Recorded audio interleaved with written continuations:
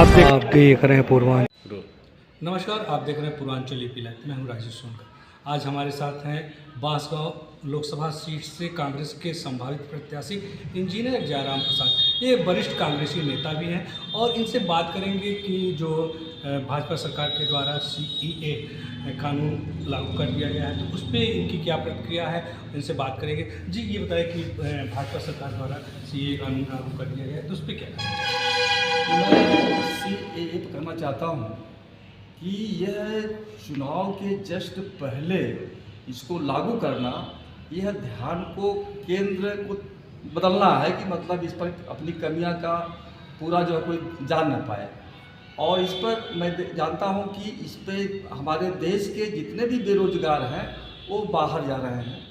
ये कहते हैं कि सबका साथ सबका विकास।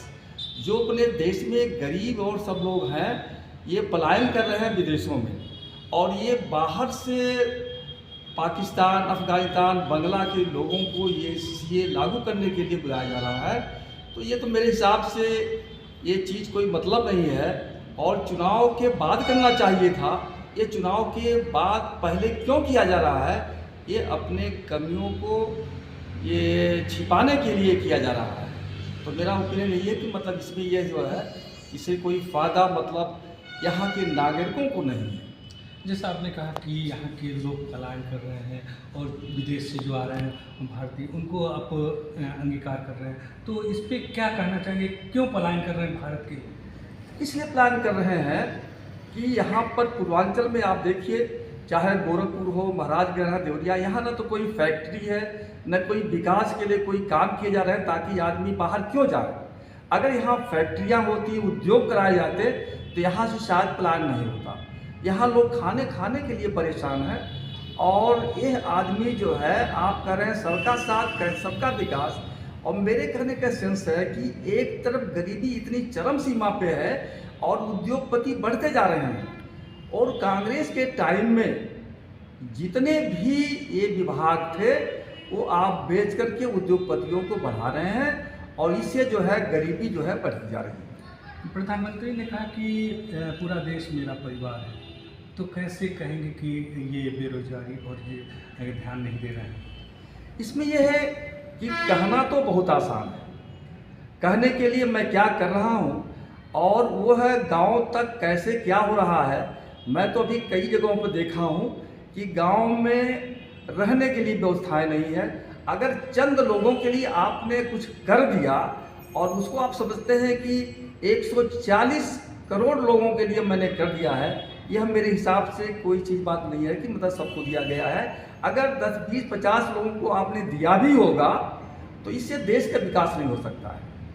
अच्छा, ये कानून जो CEA कानून लागू किया गया था, इससे क्या ये चुनावी एजेंडे के रूप में देख रहे हैं? बिल्कुल सही है, तो बिल्कुल ये चुनावी एजेंडे के रूप में है। अभी कल आचार संहिता लागू होने वाला है। आप तत्काल जो है आनन फानन में कर रहे हैं कि क्या पता हमारा कल बहुमत हो या न बहुमत हो।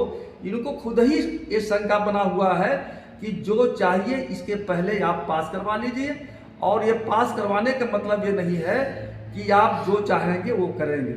इसलिए मेरे कहने का सेंस है कि अगर कोई चीज़ या तो पहले आप ही होते, यह 2019 में आपने संविधान से लोकसभा से पारित करवाया, तो ये आनन फानन में यह आपने क्यों ऐसा कर रहे हैं? इसलिए कर रहे हैं कि जो इनके अंदर ये निगेटिव बात है वो आम आदमी के सामने न पहुंच पाए, और इसका फ़ायदा हमको आगामी लोकसभा में 24 में इसका फ़ायदा हमको मिलेगा। किस तरह से इनको फ़ायदा मिलेगा? ये फ़ायदा ये चाहते हैं कि जो असली मुद्दा है, ये असली मुद्दा जो है ये नहीं रख रहे हैं।